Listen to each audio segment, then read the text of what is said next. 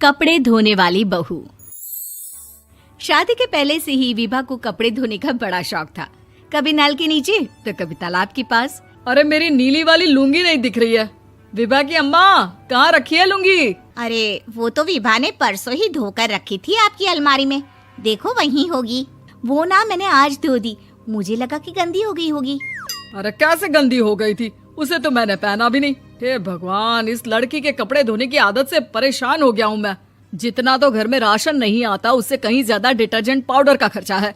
इसकी शादी करवा दो, शादी जाए अपने घर में ही करे काम, फिर चाहे घर के कपड़े धोने हो या पूरे गांव के। हाँ ठीक बोल रही हूँ, देखता हूँ मैं कोई लड़का। वो दिन भी आ जाता है जब विभा को देखने लड़के वाले आ जाते हैं। लड़की मुझे अच्छी लगी। होने वाली सास कहती है, बेटी अगर कुछ पूछना है तो पूछ लो।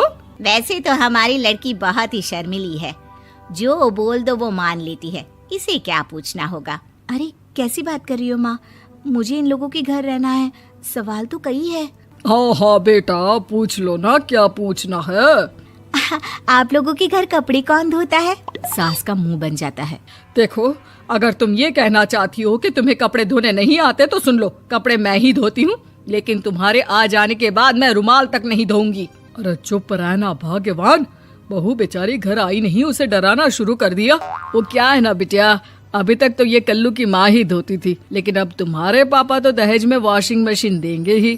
तभी विभा की माँ बोल पड़ती है, सवाल भी पूछा तो क्या। वैसे भाई साहब, मशीन की तो फिर भी कपड़े धोने की कैपेसिटी होती है। मतलब जो बिटिया दे रहे हैं ना विभा, इसे कपड़े धोने का बहुत शौक है। ये आप लोगों के क्या, आस पड़ोस गांव मोहल्ले सबके कपड़े धो दे और उफ तक ना करे। बाहर देखा नहीं आपने कितने कपड़े सूख रहे हैं? सब हमारी बिटिया ने ही तो धोए हैं। बस भी करो ना माँ, शर्म आ रही इतनी तारीफ सुनकर।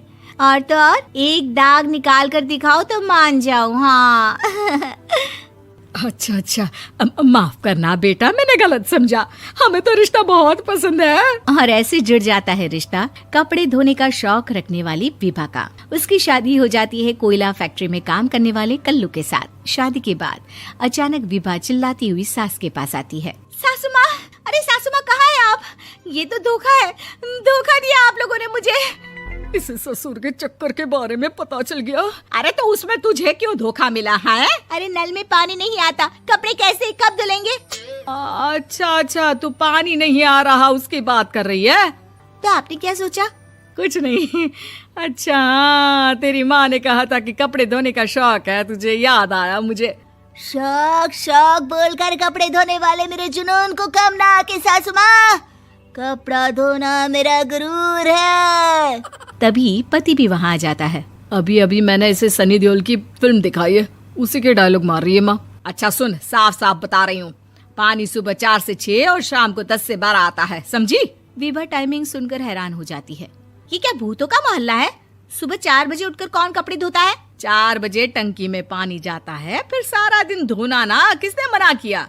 अरे कैसी बात कर रही हैं? 200 लीटर की टंकी में कितने कपड़े धो लूंगी मैं, सुबह ही उठ जाऊंगी मैं। अब क्या था, विभा सुबह 4 से लेकर रात के 12 बजे तक कपड़े ही धोती रहती। एक रोज सास पड़ोस से निकलकर कहीं जा रही होती है कि साथ वाली कहती है, हाँ कल्लू की माँ, जरा ये बताओ कि 2 साड़ी है, 2 ब्लाउज और एक पेटीकोट और एक नाड़े वाला लंबा कच्छा। हाँ तो? अरे तो क्या, कितना लोगी धुलाई ये बताओ। धोबन दिख रहे हैं हम क्या? हमारे पति सरकारी नौकरी से अभी अभी रिटायर हुए हैं और बेटा सुपरवाइजर है कोयला फैक्ट्री में। धोबन समझ रखा है हमें। हाय रे कल्लू की अम्मा, माफ कर दो, वो तो मोहल्ले में यही सब बता रहे थे कि तुमने बहू को कपड़ा धुलवाने के काम में लगा दिया है। सास को पड़ोसन की बात सुनकर गुस्सा आ जाता है। वो घर पहुंचती है जहां घर के बाहर ही इतने सारे कपड़े सूख रहे होते हैं जितने कि किसी धोबन के घर पर। अरे ओ कल्लू की दुल्हन, बाहर निकल। माँ जी यहीं आ जाओ, बाथरूम में चादर धो रहे हैं हम। अरे अभी हम धोते हैं, तुमको बाहर निकलो। ये आस पड़ोस वाले बोल रहे हैं कि हम बहू से कपड़े धुलवा कर उसे कपड़ा धोने वाली बना दिए हैं। अरे छोड़ो ना माँ जी, किन लोगों की बातों में आती हो? आस पास के लोगों का तो काम ही होता है कि वो किसी तरह सास बहू को लड़ा दे। बहू सारे घर के कपड़े धोती है, ये क्या कम है? बोलिए। सास को भी लग जाता है कि वो बहू का ये सनकीपन नहीं छुड़वा सकती, इससे अच्छा है कि खुद ही चुप हो जाए।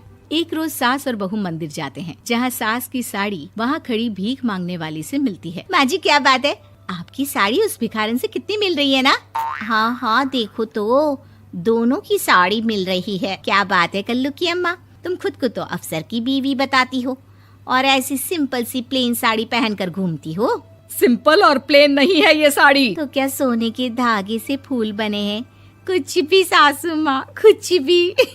हाँ बने थे इस साड़ी में सोने के धागे से फूल। मेरे पति लेकर आए थे मद्रास से स्पेशली मेरे लिए 10,000 की। ताहे भाई साहब इस भिखारन के लिए भी सेम टू सेम साड़ी लेकर आए होंगे 10,000 की। सास उस वक्त तो कुछ नहीं कहती, लेकिन बहू के साथ घर आती है और अलमारी से एल्बम निकाल कर लाती है। ये साड़ी देख रही है, ये वही साड़ी है जिसे मैंने अभी पहना था। इस साड़ी में ये जो चमकदार फूल दिख रहे हैं ना, ये सोने के धागों से काढ़े गए हैं। लेकिन तू लोकल वॉशिंग मशीन ब्रश से घिस घिस कर सारे फूलों को निकाल कर साड़ी प्लेन कर दी। मुझे माफ कर दीजिए सासू माँ। और तो और, जब मैंने तुझे तेरी गलती के लिए कुछ नहीं कहा, लेकिन तूने तो सबके सामने मेरा मजाक ही बना दिया। क्यों? बहू को समझ में आ जाता है कि अब से उसका कपड़े धोना बंद।